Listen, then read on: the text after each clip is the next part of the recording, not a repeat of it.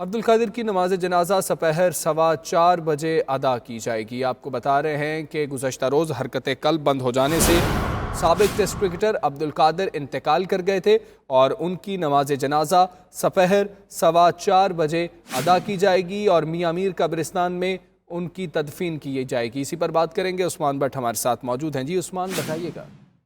जी बिल्कुल, कल वफात पा जाने वाले साबिक टेस्ट क्रिकेटर अब्दुल कादिर की जो नमाज जनाजा है आज 4:15 बजे मियाँ मीर दरबार जो है वहाँ पर अदा की जाएगी। उनके अहल खाना का ऐसा कहना है कि 4:15 बजे उनकी नमाज जनाजा अदा की जाएगी। तो उसके बाद वहाँ पर ही मियाँ मीर कब्रिस्तान है जहाँ पर उनकी तदफीन की जाएगी। उनके वालदा की कब्र है, उनके साथ ही उनकी कब्र बनाई गई जहाँ पर उनको दफन किया जाएगा।